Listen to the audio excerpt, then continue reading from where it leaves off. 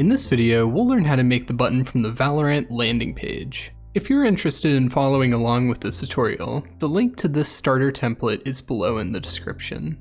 Starting off with the HTML, we'll want our button component to be as accessible as possible.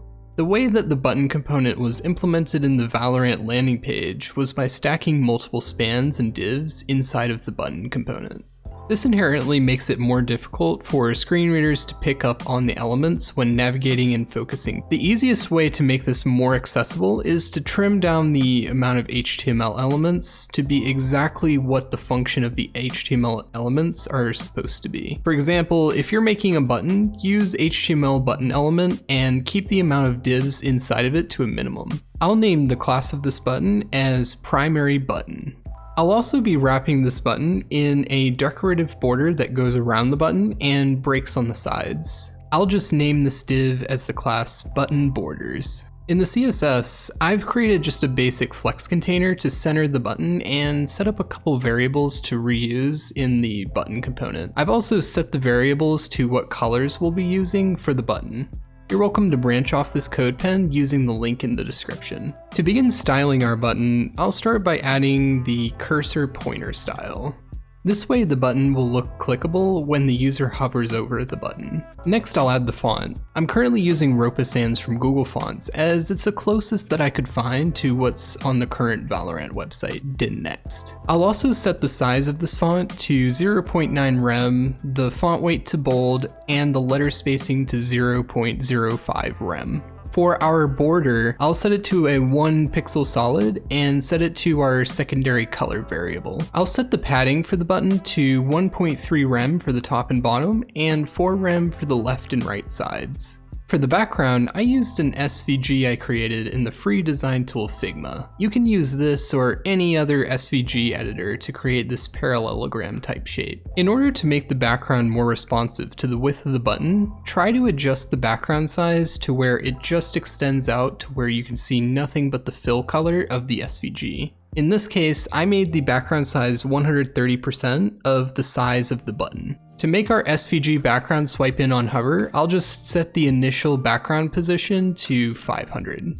And lastly, make sure you set your background repeat to no repeat. To make our button swipe right on hover, we'll need to add a transition property. We'll also need to transition the color of our text to white and the border color to the same red color. We'll set the transition to 0.3 seconds and ease in out. To reduce the size of these transitions as well as preventing unnecessary elements from animating, we'll manually set which properties to animate using the transition property. In this case, I'll set the background position, border, and color. Now we'll add a pseudo class for hover on our primary button class. I'll set the border to 1 pixel solid at our primary color variable and the background position to 50% so that way the fill color covers the whole button. And we'll also set the text color to white.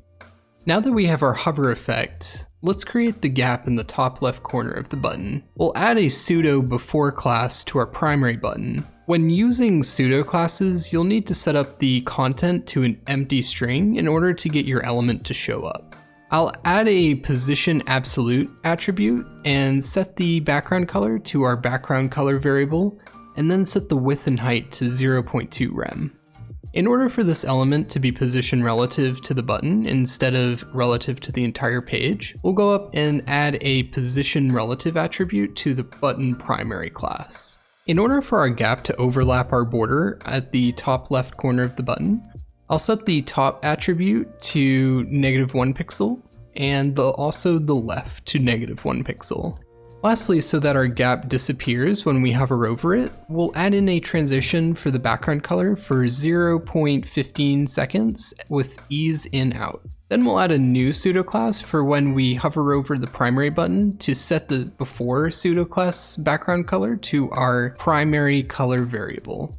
To build the gap at the bottom right, we'll use the exact same techniques as in the top left gap, except we'll keep this gap there when the user hovers over the primary button.